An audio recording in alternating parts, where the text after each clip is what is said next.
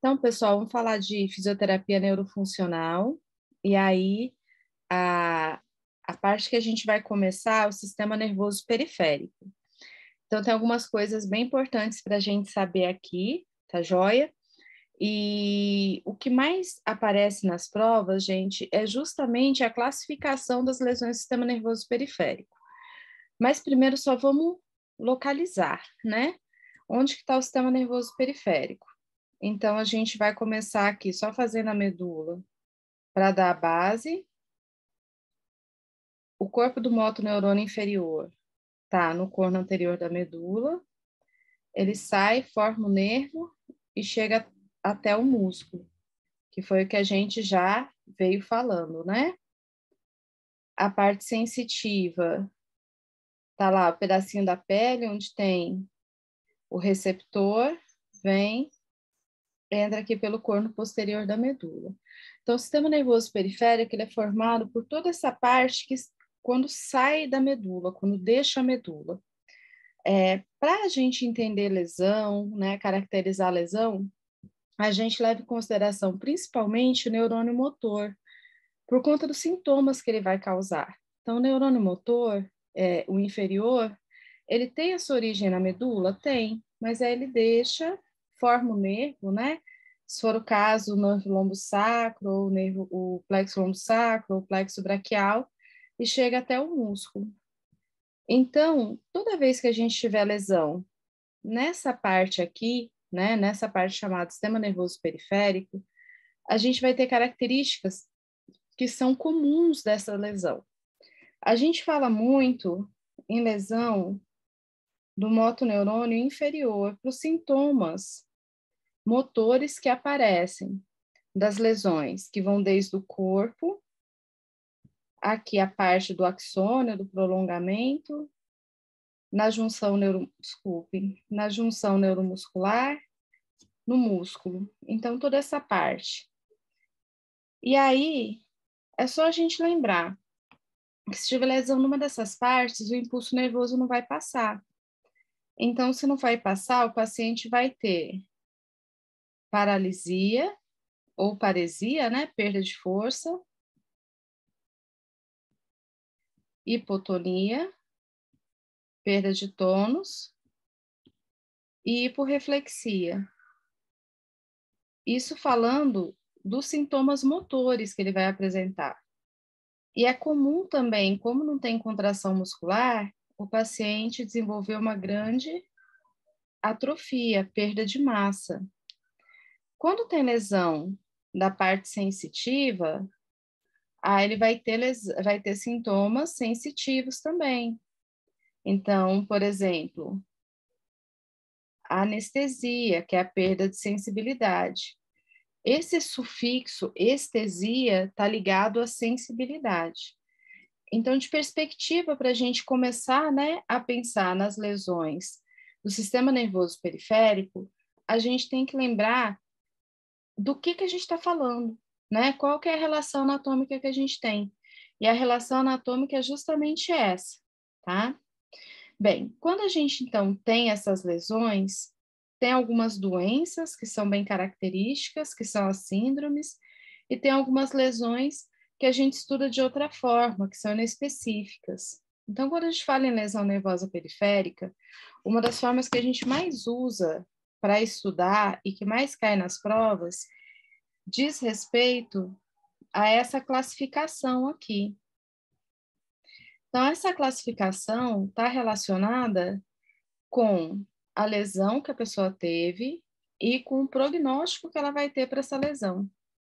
E aí, nessa classificação, a gente tem a neuropraxia, a axonotimese e a neurotimese, que vão determinar muito a gravidade e o prognóstico. A gente tem que entender isso aqui é um ponto bem importante que aparece muito nas provas, tá? Aparece com bastante frequência, tá? E aí, para a gente entender, vamos só lembrar da estrutura básica. Então, a gente pega o neurônio 1 aqui, certo? Esse neurônio aqui, ele está normal, ele não tem lesão. O corpo está lá no corno anterior da medula, o axônio percorre aí uma parte do corpo, e chega lá, por exemplo, até o músculo. Esse axônio, ele é recoberto, né? Ele é revestido por uma estrutura que protege ele, que faz o isolamento desse axônio, que chama bainha de mielina, e também ele é recoberto por uma estrutura de tecido conjuntivo. Essa estrutura mais perto aqui, né, que a gente tem do axônio e da bainha de mielina, é o endoneuro. Mas tem o perineuro, o epineuro, tem revestimentos mais externos que vão recobrir esse nervo. Então, o que que acontece? Quando a gente tem uma determinada lesão, a gente vai ter comprometimento nessas estruturas. Então, quando a gente vê esse neurônio 2, o que está aparecendo em vermelhinho é a lesão. A gente teve lesão da bainha de mielina. Você pode ver que o axônio e o revestimento está íntegro. O que foi lesionado é a bainha de mielina. Essa lesão ela se chama neuropraxia, é a lesão mais leve que a gente tem.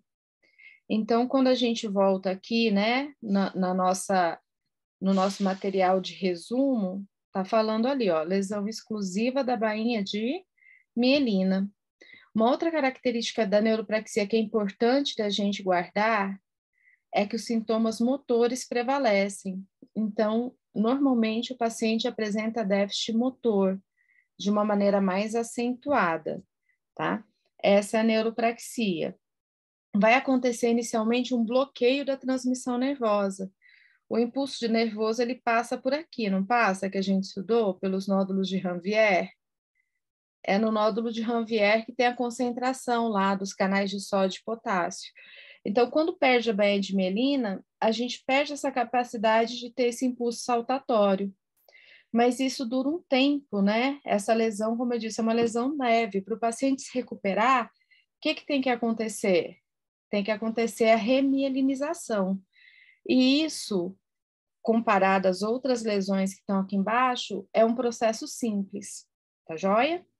Então, esse é o primeiro tipo. O segundo tipo aparece aqui.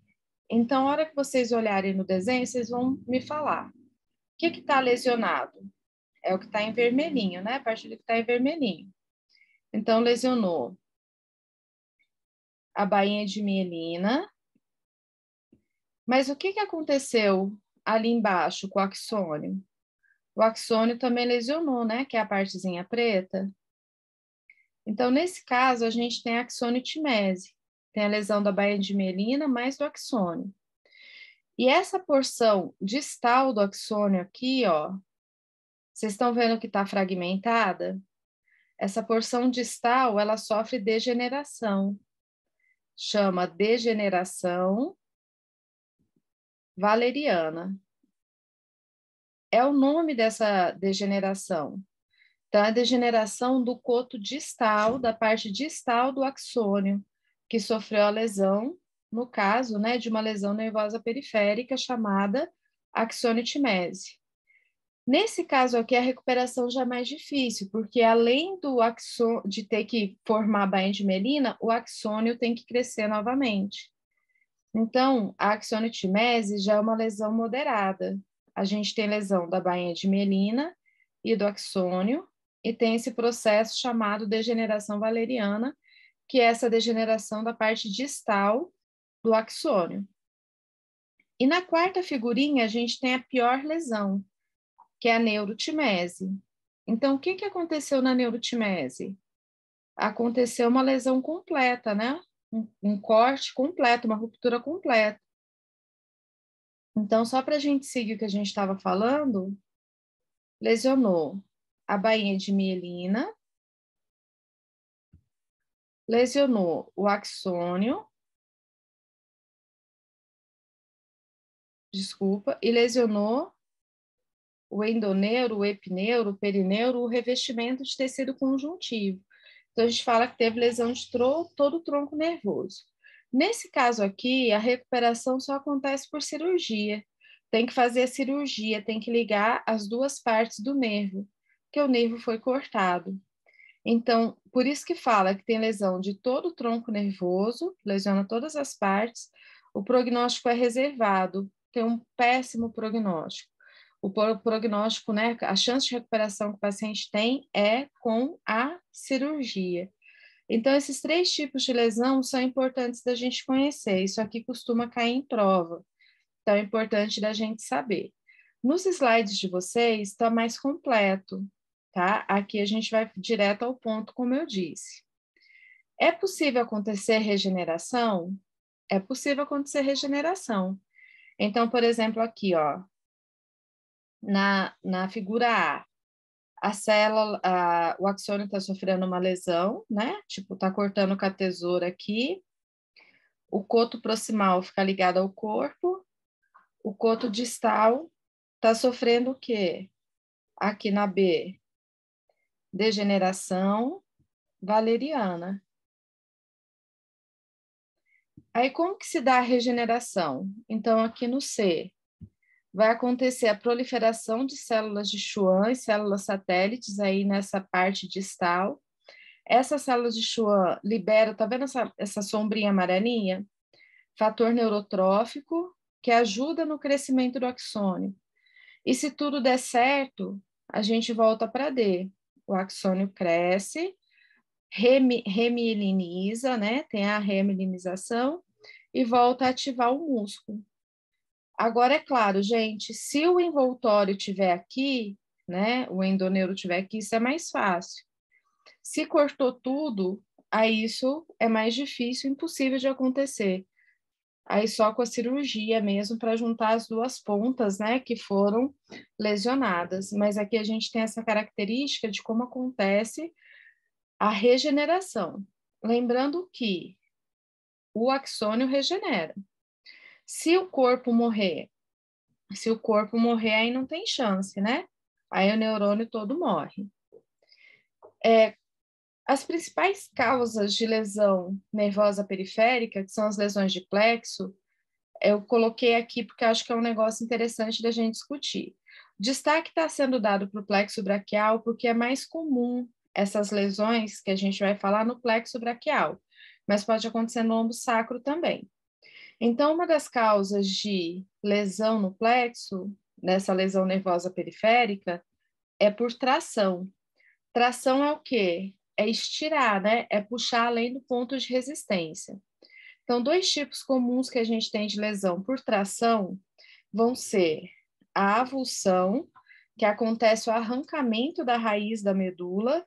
Então, a gente não colocou aqui, ó, que a raiz sai da medula, ela é arrancada da medula, tá? Isso acontece, é chamada lesão de Clamp, que está muito relacionada com paralisia braquial obstétrica, que é aquela lesão que acontece durante o nascimento, que o bebê fica preso no canal de parto. E as raízes afetadas são C8 e T1. Então, raiz que tem tendência a sofrer avulsão, C8 e T1. Pode acontecer também, por tração, a lesão extraforaminal. Aí já é uma lesão depois da saída do forame intervertebral, então um pouquinho mais para frente, né, não arranca da raiz, mas depois que a raiz sai do forame, e as raízes C5, C6 e C7 são mais suscetíveis. E aí, quando acontece isso na PBO, classificada como lesão de Duchenne-Erbe, Erbe-Duchenne, ou de Erbe, ou de Duchenne, a literatura fala alguns nomes para isso. Mais para frente a gente vai reforçar essa questão da PBO, tá? Outras causas de lesão de plexo de nervos é a contusão, quando é preservada a continuidade do tronco, mas a pessoa levou uma pancada. Então, lá dentro, a gente tem um dano intraneural grave, embora o nervo não tenha sido rompido. E a laceração, quando ocorre o rompimento do tecido nervoso. Então, laceração normalmente é por ferimento de arma de fogo ou de arma branca. Tem o corte mesmo da raiz, né? E aí, como corta vaso sanguíneo também, muitas vezes tem até uma compressão nervosa secundária por conta do processo inflamatório, do sangramento, do hematoma que forma. Mas aqui a gente tem as principais causas de lesão de plexo. Aqui não está falando, pessoal, mas só para eu acrescentar, lesões mais leves muitas vezes acontece por compressão. Então, a pessoa ficar com o nervo comprimido por um tempo e, por conta dessa compressão, levar a lesão na raiz nervosa ou no nervo em si. Em alguns momentos, quando eu falar diretamente da lesão do plexo braquial lombo sacro, a gente reforça isso. De qualquer forma, acontecendo a lesão do nervo, do plexo, né, em qualquer ponto, a gente vai ter um conjunto de sinais e sintomas característicos. Então, os sinais e sintomas estão ligados ao motoneurônio inferior que a gente estava falando. Como sintoma motor, o que acontece? Então, paralisia ou paresia, que é a perda ou diminuição da força, atrofia muscular, atonia ou hipotonia e a reflexia ou hiporreflexia. Atonia a gente quase não ouve falar, fala mais hipotonia muscular mesmo.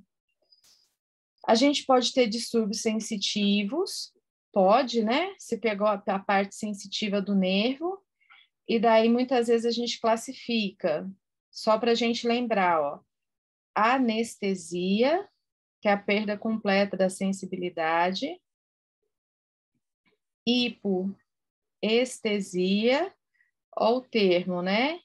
Estesia, que é a diminuição, e a parestesia, o paciente sente choque, formigamento, sensação de agulhada, que nem quando a perna dorme. Então, isso aqui pode acontecer. E a gente fala pouco, né? Mas só para a gente lembrar, pessoal, junto com o sistema nervoso da parte motora e sensitiva, vai o sistema nervoso autônomo também. O sistema nervoso autônomo está no nervo. E aí, se ele for lesionado, ele causa alterações também, classifica mais aqui dentro dessas chamadas alterações tróficas. Então, por exemplo, alteração de sudorese, de vasodilatação e vasoconstrição. É comum ter aumento ou diminuição do crescimento de pelos, ter a unha ficar deformada, com um tecido subcutâneo espessado. Então, essa parte aqui, mais ligada às alterações do sistema nervoso autônomo, especialmente vasoconstrição e vasodilatação, que fica alterada por conta desse controle. E, com o tempo, secundário a tudo isso, é comum os pacientes terem alteração de tecidos moles. Então, a atrofia a gente já falou, né? Que é a perda de massa muscular, que é bem típica. Mas também contraturas, deformidades, entre outras alterações, podem aparecer. Então, aqui a gente sintetiza qual que vai ser, né, esse resumo dos sinais e sintomas que a gente vai ter quando a gente tiver lesão nervosa periférica. Mas vamos lá, gente, o que determina a gravidade desses sinais e sintomas? A gravidade e o prognóstico na lesão nervosa periférica vai depender se é uma neuropraxia, uma axônio-timese ou uma neurotimese. A gente já falou qual que é mais grave, qual que é moderada e qual que é menos grave. E qual região vai estar afetada? Então, a região que vai estar afetada vai depender do nervo lesionado. É aí que entram as características específicas do nervo. Então, por exemplo, quando a gente pega plexo braquial, os 5 principais nervos estão aqui, certo? Então, a gente vai ter características mais específicas para a lesão desses nervos. Então, vamos lá, pessoal, vamos aproveitar e relembrar e aprofundar o conhecimento. Então, nervo axilar, raízes, C5 e C6. O nervo axilar é um ramo do fascículo posterior. O nervo axilar, ele inerva quem? O deltoide e o redondo menor. Então, quando ele tem lesão, quais são os principais sintomas? Fraqueza para a abdução do ombro, que é a função do deltoide, subluxação do ombro, porque o deltoide ajuda a manter o ombro no lugar, a rotação externa, que é a função do redondo menor, está preservada ou levemente afetada porque tem outros músculos, outro músculo, né, não lesionado, que mantém a função. Então, aqui nesse quadrinho, a gente tem um resumo, e depois a gente só vai passar um pouquinho mais de detalhe nos slides que vocês têm, tá todo relembrado, plexo braquial e detalhado, tá? Aqui na aula a gente vai direto ao ponto. Nervo radial, raiz C5 a T1, é um ramo também do fascículo posterior. Vocês lembram quais os músculos que o radial inerva? Assim, no conjunto, porque tem um monte de músculo, né? O radial inerva os extensores. Então, quando tem lesão do radial, quais vão ser os principais sinais e sintomas? Fraqueza nos extensores de cotovelo, ou seja, o tríceps está comprometido, e nos extensores de punho. A reflexia do tricipital, então, né, se o radial inerva o tríceps, quando a gente vai testar o reflexo tricipital, esse reflexo vai estar diminuído. E outra característica que é importante é a mão ou punho caído, que é um destaque também que sempre aparece muito nas provas. Só para a gente já fazer o gancho, qual que é a órtese que é utilizada nesse tipo de lesão? É o banjo, né? Ou a órtese dinâmica de punho e dedos. Nervo músculo cutâneo, C5 a C7. O músculo cutâneo é um ramo do fascículo lateral. Vocês lembram quem que o músculo cutâneo inerva? Ele inerva o bíceps, o braquial e o córaco braquial. Então, quando tem lesão, quais as principais características? Fraqueza para fletir e para o cotovelo e também na supinação, porque o bíceps é o principal supinador, e a reflexia do bicipital. Se o músculo cutâneo inerva o bíceps está lesionado, né? O bicipital o nervo músculo cutâneo está lesionado, na hora de testar o reflexo, a reflexia, que é a característica. Mediano, C5 a T1. O mediano, não sei se vocês lembram, ele tem um ramo do fascículo lateral e um ramo do fascículo medial. O mediano inerva o quê? Os flexores, principalmente ligados a essa região do polegar. Então, o que a gente vai ter de sinal e sintoma principais? Fraqueza em flexores do punho e polegar, atrofia da região tenar, que é essa região aqui macia que a gente tem do polegar. E o nervo ulnar? Nervo ulnar, raiz C8 e T1, é um ramo do fascículo medial. O ulnar, ele inerva a musculatura ligada aqui à região ulnar, né? Região hipotenar, musculatura intrínseca da mão. Então, se ele está lesionado, fraqueza na musculatura intrínseca da mão, atrofia da região hipotenar e mão em garra, que é o sintoma mais característico. Então, esse quadrinho, gente, é o resumo base que a gente tem que saber. Aqui na frente, a gente vai passar todos eles, reforçando só e detalhando, tá? Então, nervo axilar, paralisia e atrofia do deltoide, diminuição da força de abdução do ombro, paralisia do redondo menor não gera déficit, perda sensitiva na face lateral, superior e lateral do braço, sobre o deltoide, que é essa região aqui, que está de fora aqui na blusa, né? Que é a área de inervação sensitiva. Faça um esforço para ver, aqui a gente tem uma atrofia grande do deltoide, eu sei que essa imagem está ruim, mas ele está atrofiado aqui, e é comum acontecer a subluxação porque o deltoide não consegue, né, não tem força para fixar o húmero no lugar. Radial, quadro clínico. Paralisia do tríceps, que impossibilita estender o antebraço. Paralisia da musculatura extensora de punho e dedos. Punho caído, que é a principal característica. Perda da extensão do polegar. Anestesia do dorso da mão, que é a região de inervação do radial. E a reflexia do tricipital. Então, aqui, punho caído, e o paciente não consegue fazer aquele sinal de joia, né? A extensão do polegar. Opa, aqui. Músculo cutâneo. Então, detalhe, paralisia do bíceps com diminuição da força muscular de flexão, de cotovelo e supinação, paralisia do córaco braquial e braquial não gera déficit, anestesia na margem lateral do antebraço, aqui, atrofia do bíceps e do braquial e a reflexia bicipital. Então, essas vão ser as características. Mediano, paralisia de todos os músculos inervados, perda da flexão, oponência e pinça do polegar, né, que são os movimentos polegar. Dor em queimação aparece aqui como um dos sintomas, porque a principal causa de lesão do mediano é a síndrome do túnel do carpo, que é a compressão do mediano quando ele passa aqui no túnel do carpo.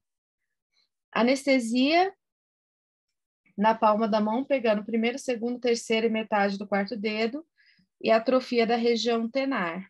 Então, aqui, ó, a atrofia da região tenar, que é uma das características, e aqui o paciente, né, ele tenta fechar todos os dedos, mas aí o primeiro e o segundo, principalmente, são os mais afetados, não consegue fechar, tá?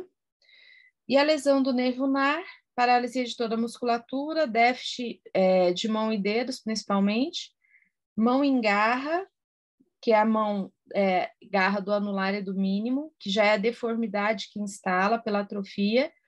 Também vocês podem ver como mão em semigarra, isso cai muito nas provas, tá? Ou sinal da bênção papal, que é esses dois dedos aqui vai atrofiando.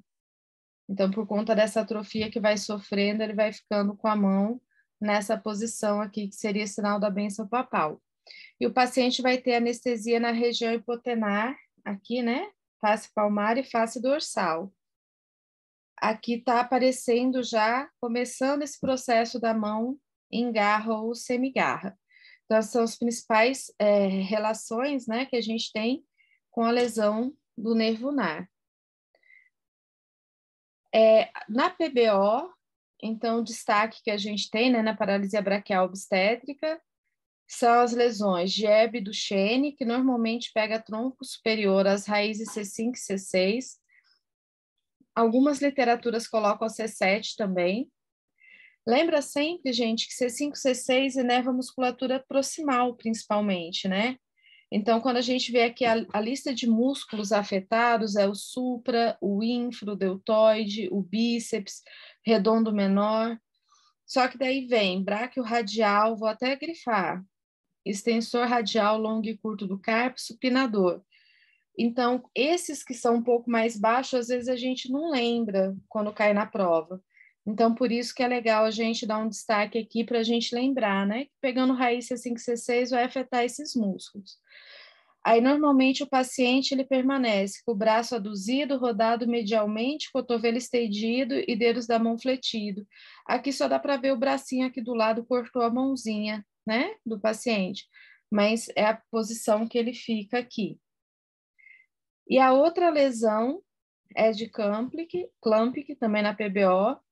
Aí a avulsão das raízes C8 e T1, como a gente disse, né, essas raízes têm maior tendência à avulsão.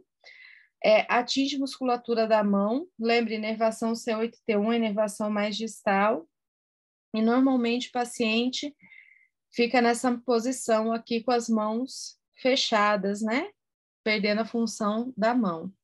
Normalmente, clamp que a gente vê, né, e nas provas às vezes aparece, tem pior prognóstico, por quê? Porque se acontecer a avulsão da raiz, não tem o que tratar, gente, não tem como colocar a raiz novamente grudada lá no plexo, tá? Então, aqui são as principais características da lesão que a gente tem. No plexo lombosacro, a gente também vai ter os nervos e vai ter as características. Então, a gente pega os nervos principais e a gente vai fazer a mesma coisa. Então, nervo obturatório, raízes L2 a L4, obturatório, inerva a musculatura adutora. Então, a principal característica, déficit na adução do quadril. Femoral, raízes L2, L4. Quando o femoral, não sei se vocês lembram, ele inerva flexores de quadril e extensor de joelho. Então, tem fraqueza de quadríceps. Esse aqui é o principal sintoma, assim, o mais importante. Com déficit na extensão do joelho. E ele faz uma marcha sem fixação do joelho e também tem a reflexia do patelar. Então, durante a marcha, especialmente no momento que o paciente está em apoio simples, né, no meio da fase de apoio, que ele precisa do joelho para segurar, ele não consegue ter essa extensão do joelho, ter essa força para fazer a marcha. Por isso que fala que é marcha sem fixação do joelho. Não tem um outro nome específico para ela, pelo menos que eu conheça. E como o femoral inerva o quadríceps e o quadríceps está ligado ao reflexo patelar, tem a reflexia do patelar. Ciático. Ciático, L4 a S3. Então, aqui está destacando a dor irradiada, que é aquela síndrome do ciático, né? Quando tem compressão por hérnia de disco, que é um dos principais sintomas. E o paciente vai ter fraqueza de rotadores externos e, vamos corrigir aqui, flexores de joelho, que o ciático inerva os isquiotibiais. E aí as divisões do ciático, a gente tem o fibular e a gente tem o tibial. Então, o fibular, eu nunca lembro a raiz dele, mas eu acho que é L5S2. Eu dei aula esses dias e não lembrava, depois se vocês quiserem confirmar para mim. A lesão do nervo fibular é a mais importante que a gente tem do plexo lombo-sacro. O paciente tem fraqueza dos dorsiflexores, pé caído e a marcha escarvante. E daí, só para a gente lembrar, né, qual que é a órtese que usa aqui? Mola de Codivila. Lá na aula de órtese tem um slide que eu fiz só para a lesão do nervo fibular, ela aparece bastante nas provas. O tibial, L4S3, não lembro, depois confirmem aí para mim. Fraqueza dos plantiflexores e inversores. Quando afeta tibial, o paciente fica com anestesia na planta do pé e muitas vezes ele desenvolve um tipo de marcha que chama marcha talonante. Então ele vai batendo o pé bem forte no chão, que é como se fosse assim para mandar o sinal lá para cima, né, para ele sentir o pé tocando o chão por conta dessa anestesia. E aí ele vai ter a reflexia do reflexo aquileu ou do tendão calcâneo, porque está ligado à inervação dos plantiflexores.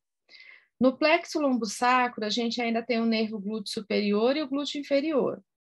Então, o nervo glúteo superior, gente, é L4S1. E ele inerva o glúteo médio, tá bom? Então, esse aqui é outro destaque, apesar de lesão do glúteo superior necessariamente não cair tanto nas provas, fraqueza do glúteo médio cai, principalmente ligada ao sinal de Trendelenburg, tá? Então, vamos só corrigir aqui. L4, L4S2, L5S2. Obrigada.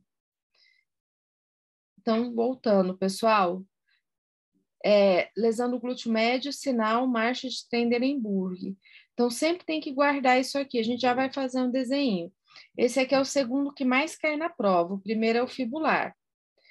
E o nervo glúteo inferior, ele inerva o glúteo máximo, né? Então, é L5S2.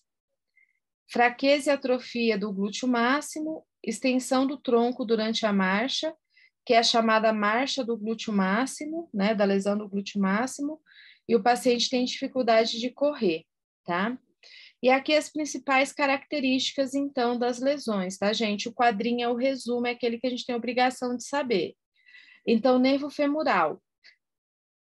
Perda funcional da flexão do quadril e da extensão do joelho, com maior destaque para essa questão da extensão do joelho, porque afeta gravemente a marcha. O paciente também tem anestesia desde a face anterolateral, anteromedial da coxa, passa pelo côndilo medial do fêmur e vai até o maléolo medial, então a faixa de inervação assim, bem grande, até o maléolo medial. Atrofia na região da coxa, arreflexia patelar e incapacidade de fixar o joelho durante a marcha. Então, a lesão do femoral afeta muito a marcha. Glúteo inferior. Então, glúteo inferior pega glúteo médio, né? E que daí dá aquele sinal de Trendelenburg. Então, o que que a gente... Apareceu questão de marcha de Trendelenburg, sinal de Trendelenburg na prova, o que que a gente tem que fazer, pessoal? Desenha a pelve, a perninha, tá? Então, a primeira coisa. Aí, pé de apoio, desenha o glúteo médio desse lado. Porque o glúteo médio fraco é o que a gente identifica o sinal, né? É do pé de apoio.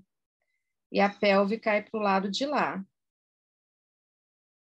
E, para compensar, o tronco desvia para o lado de cá. Então, caiu lesão de questão de Trendelenburg, de glúteo médio, faz o desenho desse jeitinho, aprende a fazer. Porque aí você interpreta qualquer questão, né? Vai estar descrevendo lá muitas vezes que é o pé de apoio, que não é o pé de apoio, que é o glúteo médio do mesmo lado do pé de apoio, que não é, que a pelve cai para um lado, que o pelve cai para o outro. Então, só fazer esse desenho que não tem como errar, tá? Porque daí o que aparecer lá você coloca, né? Você descreve direitinho. É a forma mais fácil que a gente tem de acertar as questões de glúteo médio. Cai, Trendelenburg? Cai, tá? Glúteo máximo, ou nervo glúteo inferior, L5-S2, atinge o glúteo máximo, atrofia da marcha, paresia da extensão. Oh, meu Deus do céu. Paresia da extensão no quadril, dificuldade de correr, e aquela marcha do glúteo máximo, que é com extensão de tronco. Nervo tibial. Tibial, pessoal, perde a plantiflexão, anestesia na face plantar do pé, a reflexia do aquileu ou do tendão do reflexo calcâneo, disfunção vasomotora, muitas vezes com edema. Lembra aquela alteração que eu disse para vocês que tem de vasodilatação, vasoconstrição? Afeta mais os pés, tá? Atrofia da panturrilha, pé em garra, marcha talonante, que é aquela que bate o pé forte, e dificuldade na fase de impulsão, porque na fase de impulsão da marcha é o que a gente precisa do hálux, né? Impulsionando o corpo para frente, acelerando o corpo. Então, se a pessoa tem fraqueza de plantiflexão, ela vai ter dificuldade de fazer a impulsão. Nervo fibular, então, ele é o mais importante, assim, né? Porque cai bastante. Então, até aqui eu trouxe, né, que ele é muito lesionado, porque ele é muito superficial, ele fica, assim, bem superficial aqui na cabeça da fíbula. Então, ele é lesionado durante a cirurgia, sono, tala gessada, mesobstétrica, né, quando fica naquela posição da mesobstétrica para fazer alguma cirurgia ginecológica, cruzamento prolongado das pernas, uso de bota apertada, fratura da fíbula.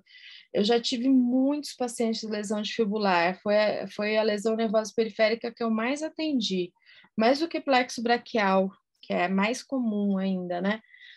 E já tive de tudo. Então, paciente que deu tiro, estava limpando a arma e pegou na fíbula, paciente que foi fazer cirurgia ginecológica e daí ficou na posição lá e por conta da posição durante toda a cirurgia estava anestesiada, né? A hora que saiu da cirurgia estava com lesão do fibular.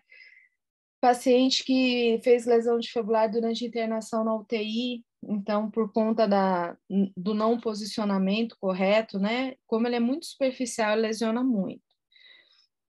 Quando tem lesão, então perda da dorsiflexão e eversão, anestesia da face lateral da perna e dorso do pé, disfunção vasomotora também, entorses frequentes e a marcha escarvante. E lembrar, né, da órtese, que é a mola de Codivilla ou a OTP dinâmica, tá? Que cai bastante. Então, essa aqui, características das lesões dos nervos do plexo lombosacro. É muito importante lembrar de todas elas, tá, gente?